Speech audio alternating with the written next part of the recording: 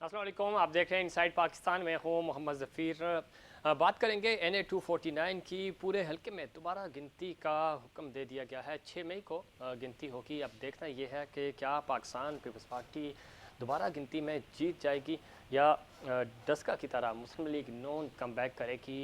फ़ैसला 6 मई को होगा। इस पर मुस्लिम लीग नून ये कह रही है कि अगर हमारे ख़िलाफ़ भी फ़ैसला आया तो हम इस फ़ैसले को कबूल करेंगे।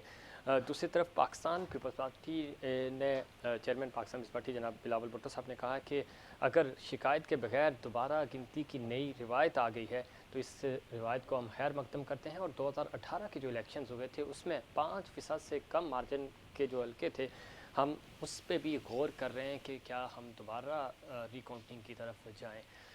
अब एक नई बहस छिड़ चुकी है इस वक्त 2018 के इलेक्शंस को लेकर और NA 249 की इस रिकाउंटिंग के हवाले से। देखना यह है कि क्या पाकिस्तान पीपल्स पार्टी जो है वो मुस्लिम लीग नून को और दूसरी सियासी जमातों को भी इस पर कायल कर सकेगी या नहीं। ये इलेक्शन कमीशन का जो फैसला आया है, इस फैसले ने मज़ीद कन्फ्यूजन्स पैदा कर दी हैं। दूसरी तरफ हुकूमत ने इस इंतखाबी इस्लाहात के हवाले से बिल पेश किया है और उस पर हुकूमत ये चाह रही है कि इस्लाहात होनी चाहिए ताकि धांधली के जो इल्ज़ाम लगते हैं, चाहे वो 2018 के इलेक्शन हो या पाकिस्तान के जितने भी इलेक्शन हुए हैं, हर इलेक्शन को के ऊपर इल्ज़ामात इस तरह के लगते रहे हैं। इस वक्त अपोजिशन जो है वो हुकूमत का साथ देने को तैयार नहीं, लेकिन यही अपोजिशन जब इलेक्शन में जाती है और इलेक्शंस में धांधली के इल्ज़ामात लगाती है, अब वक्त है कि इस्लाहात की तरफ तवज्जो दी जाए और इस सिस्टम को बेहतर किया जाए ताकि धांधली के जो इल्ज़ामात हैं वो ना लगें। दूसरी तरफ कोरोना की वजह से रमज़ान मुबारक है और महंगाई जो है वो बढ़ती जा रही है। इस पर बिलावल भुट्टो ये कह रहे हैं कि जो वज़ीर-ए-आज़म आलू प्याज और टमाटर की कीमतें कंट्रोल नहीं कर सकता, वो अपनी हुकूमत को, अपनी कैबिनेट को कैसे कंट्रोल करेगा, वो मुल्क कैसे चलाएगा। ये वो इल्ज़ामात हैं जो chairman Pakistan Peoples Party Bilawal Bhutto साहब हुकूमत पर लगा रहे हैं और हुकूमत को कह रहे हैं कि ये हुकूमत किसी काम की नहीं है, इसको घर जाना होगा। और इसी दौरान मंजूर वसान साहब ने एक नई पेशन गोई की है और उन्होंने ये कहा कि इमरान खान अचानक असम्बलियाँ तहलील कर देंगे। कुछ दिन कब असद उमर साहब ने ये भी कहा था कि अगर हमें काम नहीं करना दिया जाएगा, फ्री हैंड नहीं मिलेगा तो असम्बलियाँ तोड़ी जा सकती हैं। क्या ये ऑप्शन डिस्कस हो रहा है और हमारे जो इस तरह के जो हल्के हैं पॉलिटिकल सेटअप है, हमारे जो थिंक टैंक्स हैं, वो इसके बारे में क्या सोच रहे हैं, इस पे बात करेंगे। हमारे साथ स्टूडियो में मौजूद हैं जनाब मेजर रिटायर्ड फवाद सदीकी साहब। आप सीनियर दिफाई तजियाकार हैं, पॉलिटिकल इश्यूज़ को भी बड़ी गहरी नज़र है उन पे भी। और ख़ास तौर पे जब हम कराची की बात करते हैं, कराची की डेवलपमेंट की बात करते हैं तो उस वाले से भी बड़ी ज़बरदस्त एक्सपर्टीज़ रखते हैं। हम खुश आमदीद कहते हैं मेरे साहब को। और उनके साथ तशरीफ़ रखते हैं जनाब शाहिद हुसैन सुमरा साहब। आप साबिक जज हैं, तज्ज़ियाकार हैं, सोशल एक्टिविस्ट हैं और पूरे सिंध में जब हम किसी सोशल या सिविल इशू की बात करते हैं तो हर इशू में आपको सामने नज़र आते हैं। आम और गरीब आदमी की आवाज़ हैं। शाह साहब बहुत शुक्रिया, आपको भी खुश आमदीद कहते हैं। मेरे साहब गुफ्तगू का आगाज़ करेंगे आपसे। किस तरह देखते हैं, एक तो ये इलेक्शंस बड़े दिलचस्प हो गए हैं और अब चूँकि रिकाउंटिंग का कहा जा रहा है 6 मई को सुबह 9 बजे ये काउंटिंग शुरू हो जाएगी। आपको क्या लगता है, जीत हार अपनी जगह, लेकिन एक नई बहस छिड़ गई है कि 5% से कम मार्जिन वाले जितने भी हल्के हैं, चाहे वो 2018 से लेकर अब तक के, उस पर पाकिस्तान पीपल्स पार्टी ये चाह रही है कि हम दोबारा रिकाउंटिंग की तरफ जाएं। तो आपको नहीं लगता कि एक पहले ही इतनी मुश्किलात हैं माशी तौर पे, पाकिस्तान इस वक्त इस तरह की चीज़ें अफोर्ड नहीं कर सकता और एक नई चीज़ सामने आ गई? जी, बहुत शुक्रिया ज़फ़ीर साहब। देखिए, आपने जिस तरह आपने पहले भी फरमाया, मैं नहीं समझता कि पीपल्स पार्टी सिवाय पॉइंट स्कोरिंग के सीरियस है कि 2018 के जो कुल हल्के जिनकी परसेंटेज कम है उनको खुलवाने की तरफ जाए। क्योंकि देखिए, पीपल्स पार्टी ने री इलेक्शन या इस्तीफ़ों का मामला पीडीएम में होते हुए वो उन्होंने अपने जो कार्ड्स हैं वो शो कर दिए ठीक है। कि जी वो गवर्नमेंट जो है वो इसको इस वक्त गिराने की जो है वो जद्दोजहद में शामिल नहीं हो सकते। देखिए, जहाँ तक ताल्लुक़ है गिनती का, ऑब्वियसली एक बहुत अच्छा शगुन है। और ये अगर ये पहले हो जाता, जिस तरह 4 हल्के पीटीआई ने कहा था और कहा कितना था अरसा जी। लगा, और वो आप देख लीजिए उसके बाद तो शायद ये चीज़ ना होती। सही। इस्लाहात की तरफ पहला कदम है। और मैं समझता हूँ कि जी इस वक्त जो हमारी ओपोजिशन पार्टीज़ हैं उनको ये एक बहुत ही अच्छा टाइम है कि जब जो इलेक्शन की इस्लाहत हैं, जो for fair and partial impartial election, ठीक है। उसकी तरफ जो है ये अपना हाथ बढ़ाएं गवर्नमेंट को। और जो अगले इलेक्शंस हैं उसमें इस तरह की जो एक हिचेस हैं इलेक्शन कमीशन की तरफ से, उसको जो है वो एड्रेस करें। ठीक है, बहुत अच्छी बात है, इस्लाहात की तरफ जाना चाहिए। शाहिद हुसैन सोमरा साहब, आप किस तरह देखते हैं ख़ासतौर पे NA 249 को? कंट्रोवर्शियल अगेन ये जिस डस्का में हुआ, डस्का तो खैर थोड़ा सा डिफरेंट था, यहाँ पे तमाम चीज़ें बिल्कुल बैलेंस जा रही थी। इवन के ड्यूरिंग द पोलिंग किसी भी पॉलिटिकल जमात की तरफ से कोई ये नहीं कहा गया कि धांधली हो रही है, कोई इल्ज़ामात नहीं लगे। 10-11 बजे के बाद जो रिजल्ट थोड़ा सा पेंडिंग हुए, उसके बाद तहफ़्फ़ुज़ात सामने आए और नॉन लीग ने भी प्रेस कॉन्फ्रेंस की, PSP ने भी की। आपको क्या लगता है, लीगली आप इस चीज़ को बेहतर जानते हैं कि क्या इस तरह की अनाउंसमेंट होनी चाहिए थी, या ये फ़ैसला आप इसको समझते हैं?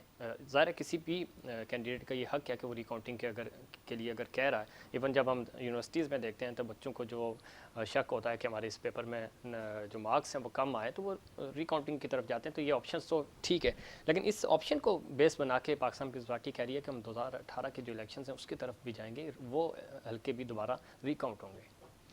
ज़वीर साहब, thank you so much for inviting me. देखें, आज से नहीं, 2018 से नहीं, 2013 से नहीं, 2008 से नहीं, जब से इलेक्शन होते आ रहे हैं, जो भी हारता है वो तो इल्ज़ाम लगाता है। इल्ज़ाम लगाता है और वो चलाता है, और बहुत जो कम मार्जिन से हारते हैं वो तो मज़ीद चलाते हैं। अब आप पूरे सीन में देखेंगे कि PTI या PSP थोड़ा सा पीछे। अभी जो जंग चल रही है वो नून और पीपल्स पार्टी की चल रही है। बिल्कुल मैं समझता हूँ कि रिकाउंटिंग में कोई हर्ज नहीं है, ठीक है। और रिकाउंटिंग वहीं से ही होनी चाहिए थी।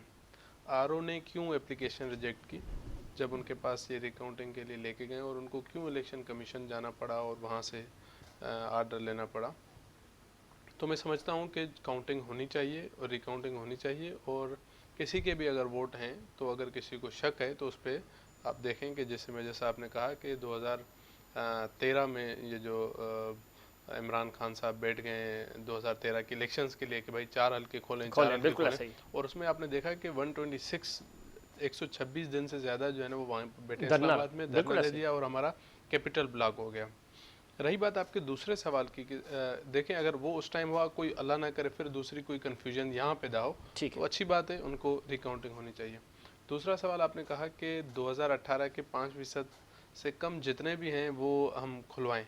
ठीक है, ये डिमांड है बिलावल भुट्टो जरदारी साहब की। सही मैं नहीं समझता हूँ कि ये कोई फेयर डिमांड है। वो सही। फेयर डिमांड यूँ है कि पहले ही जितने भी 5% से पहले जितने भी हारे हुए हैं ना, पहले उनका इलेक्शन कमीशन में केस चल रहा है, सही या वो जो ट्राइब्यूनल बना था वहाँ पर केस चल रहा है, केस चल रहा और है। यही बात वहाँ पर रखी हुई है, कोई ये नई बात नहीं है। ठीक है, आप जितने भी हल्के खोलेंगे ना कि बिलावल भुट्टो जरदारी साहब ने कोई ऐसा नहीं है कि जहाँ पे वो 5% से कम हारे हैं तो वहाँ पे इलेक्शन कमीशन में वो नहीं गए हैं। सही। कोई भी पार्टी हो, वो पहले से मौजूद है वहाँ पहले पे। से मौजूद है। ठीक। अब ये बात करना, ये एक थोड़ा सा प्रेशर पॉलिटिकल, डालने की कोशिश नहीं, की। ये पॉलिटिकल स्कोरिंग है। सही। ये बेसिकली ये कानूनन बात नहीं है, और ये होने वाली बात नहीं है ठीक है, कि वहाँ आपका पहले से ही कोर्ट में केस चल रहा है। कोर्ट ने पता नहीं वो एप्लीकेशन रिजेक्ट की है, नहीं की है, अपील हुई है, नहीं हुई, ये तो कोर्ट का मैटर है। ठीक हो गया। ये तो हो गया लीगल पॉइंट ऑफ व्यू आपका आ गया। आप क्या समझते हैं इस हल्के में ऐसा क्या हुआ? ये कराची चूँकि मिनी पाकिस्तान है, और मिनी पाकिस्तान NA 249 को मिनी कराची कहा जा रहा था क्योंकि वहाँ हर तरह की आबादी वहाँ पे मौजूद थी। पाकिस्तान पीपल्स पार्टी 6 नंबर की जमात थी जो 2018 के इलेक्शंस में सर्विस में कहीं नज़र नहीं आ रही थी। ये सरप्राइज़ आपको कैसे लगा कि कैसे अचानक नंबर 1 पे आ गई? देखें, पीपल्स पार्टी का यकीनन एक पार्टी है, तंजीम है। आप देखेंगे 2002 में वो कहीं पर भी उनकी हुकूमत नहीं थी, 2008 में पूरे पाकिस्तान में हुकूमत आ गई, 2013 में सिंध में रह गई, 2018 में फिर सिंध में रह गई। तो ये पार्टी है, कभी भी कोई अच्छा काम करे तो वो आगे आ सकते हैं। मगर मैं समझता हूँ जो PTI पीछे चली गई है, वो अपने, शायद ये जो आप देख रहे हैं कि महंगाई हद से ज़्यादा हो गई है, आप देख रहे हैं कि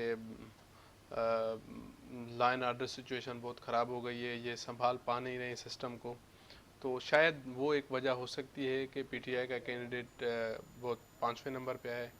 और पीपल्स पार्टी क्योंकि सिंध में है तो प्रोग्राम से पहले मेजर साहब ने बड़ी ज़बरदस्त बात कही कि लोगों को, आवाम को यहाँ पे जो है ना वो चाहिए इजी एक्सेस। ऐसे ही आप देखें नून लीग को अगर वो वोट देंगे, ये क्योंकि ये पुरानी सीट नून लीग की है, ऐसे ही तो वहाँ पे वोटर उनका जो है ना वो एक होता है कि भाई यहाँ पे ये इनका गढ़ है या इनके वोटर हैं।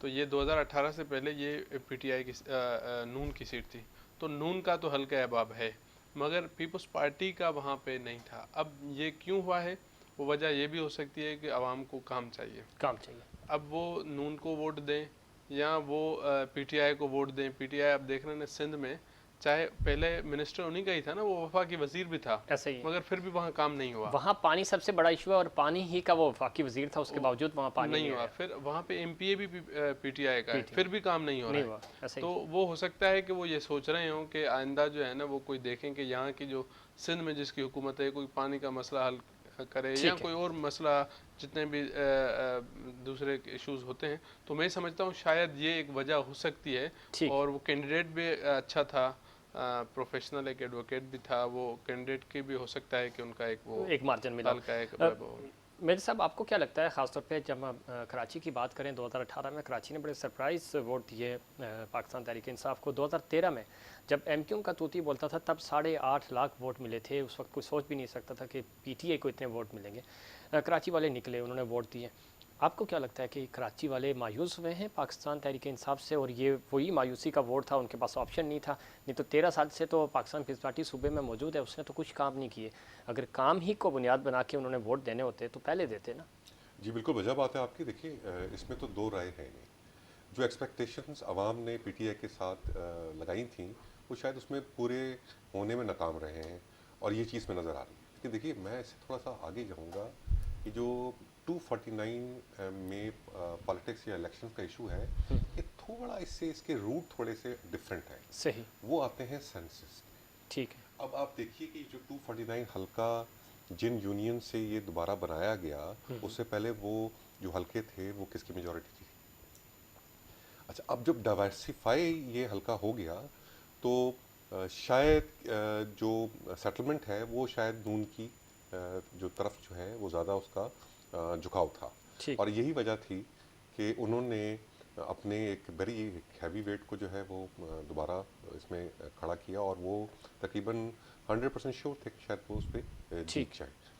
लेकिन देखिए जिस तरह शाहिद साहब बात कर रहे हैं, ये तो हारने वाला हमेशा से बोलता है इस्लाहात का, क्योंकि है फॉर्म का इशू चल रहा है कि जी फॉर्म नहीं दिए थे, कुछ फॉर्म जो हैं वो साइन नहीं हुए। तो ये चीज़ तो हम तकरीबन बरसों से सुनते आ रहे हैं। लेकिन एक चीज़ तो है, मैं सब इसमें जो चीज़ है, मुस्लिम लीग नून, इवन पाकिस्तान पीपल्स पार्टी भी और बाकी पॉलिटिकल पार्टीज़ भी वोटर्स को बाहर निकालने में कामयाब नहीं हुए जिस तरह निकलना चाहिए था। ज़िमनी इंतखाबात कराची शहर में हो रहे थे, किसी गाँव देहात में तो हो नहीं रहे थे। लोगों का एक जोश वलवला नज़र आता है, वो चीज़ नहीं आई। एक तो कोरोना भी रीज़न हो सकती है, रमज़ान भी हो सकती है, गर्मी भी हो सकती है, लेकिन उसके बावजूद अगर हम इनकी रैलीज़ देखें तो रैलीज़ में लोग थे।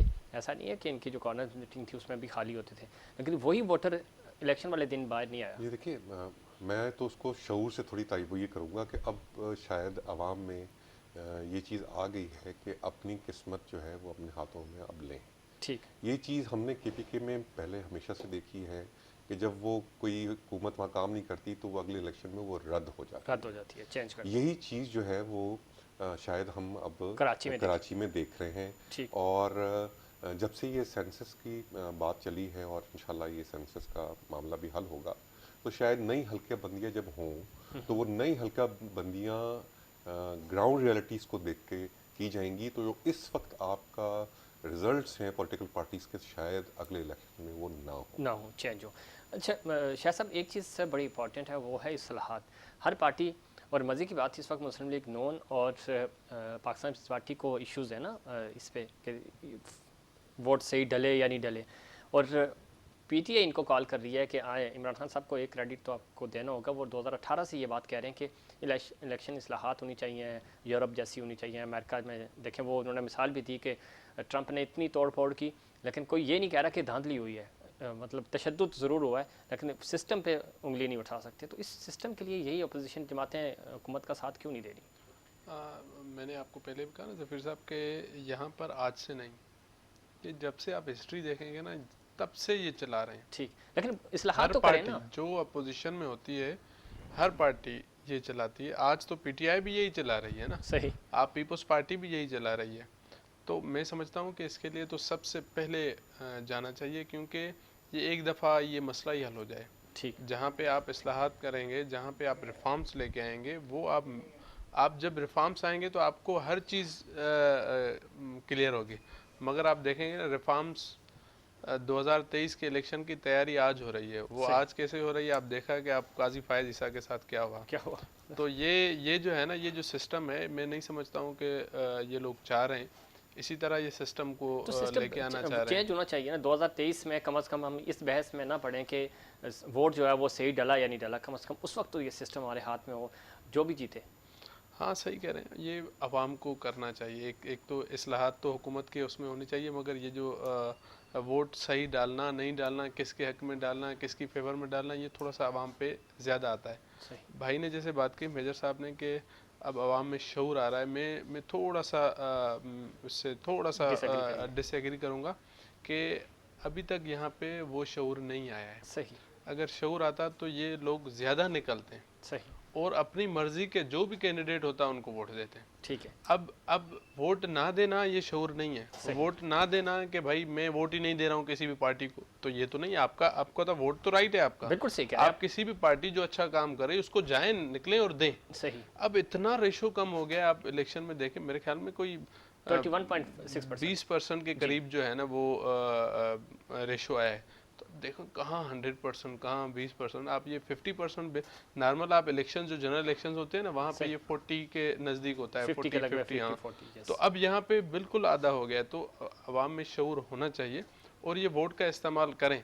और हुकूमत को चाहिए और अपोजिशन को चाहिए कि इस्लाहात करें जो कि सीरियस नहीं हो रहे हैं। और ये फिर आइंदा का पूरा रिगिंग का समझो कि वो तैयारी हो रही है। तैयारी हो रही है, बिल्कुल ठीक कह रहे हैं। इसमें कोई शक नहीं।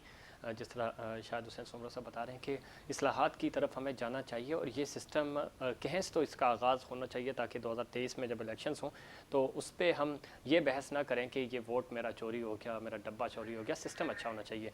इस पर मज़ीद बात करेंगे, लेकिन उससे पहले एक कमर्शियल ब्रेक।